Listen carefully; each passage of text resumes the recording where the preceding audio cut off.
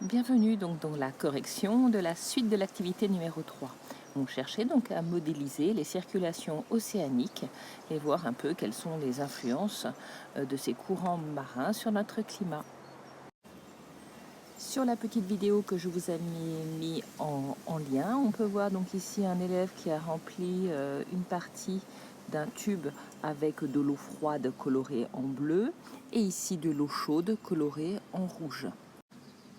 Entre les deux, nous pouvons voir ici des tuyaux qui permettent de faire communiquer l'eau. Alors oui, il y a de la jointure noire, mais l'eau peut circuler simplement pour éviter les fuites.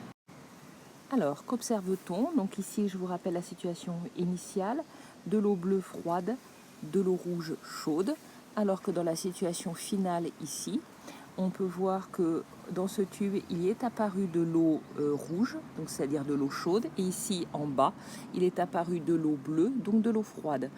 Comment l'eau rouge a pu-t-elle arriver dans cette partie du modèle? Tout simplement en circulant ici par le tube supérieur, puisque l'eau chaude a l'air d'être plus légère que l'eau froide, qui elle a circulé par le tuyau inférieur, ici pour venir remplir cette partie ici.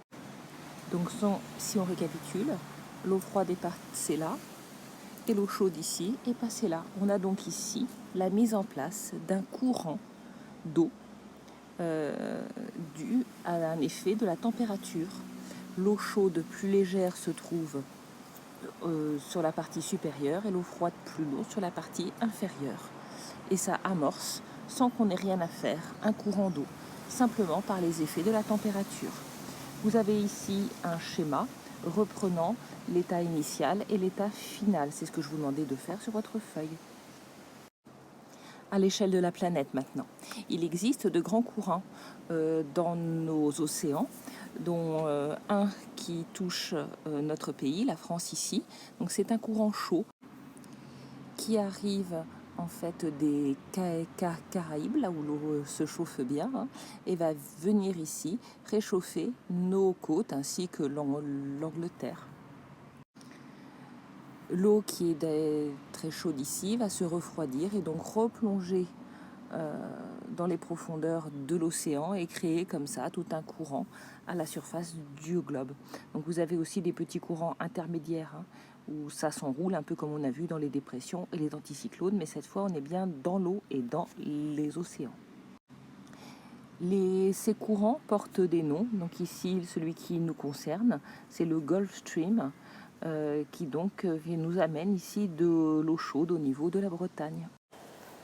Un autre phénomène vient accentuer ces courants, c'est celui de la salinité, c'est-à-dire de la quantité de sel se trouvant dissoute dans l'eau. Vous savez que l'eau en Atlantique ou même en Méditerranée est extrêmement salée. On en retire ici le sel, comme ça se fait à Guérande ou à l'île de Ré pour l'Atlantique. Et ce sel va venir charger de l'eau et l'alourdir. En effet, si vous versez ici, on a coloré en jaune de l'eau salée, et vous voyez que cette eau salée est beaucoup plus lourde que de l'eau que l'on trouve au robinet. De même, si on prend de l'eau très très douce, sans aucun sel, qu'on colore ici en vert, on voit que l'eau très douce et donc se retrouve en surface. Cela va donc accentuer la descente des eaux au niveau des pôles.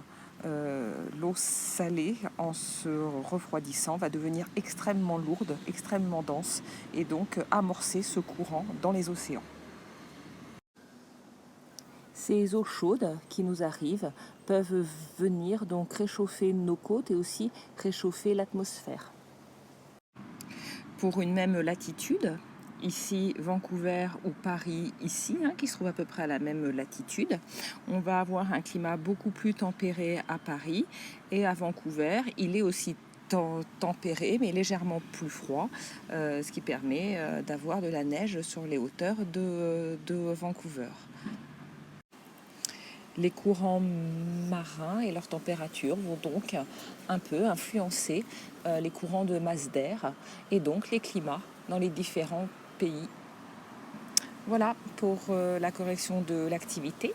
Je vous engage à bien corriger votre schéma en vérifiant que vous avez bien mis un titre, des légendes et surtout des couleurs. Voilà, et bien à bientôt.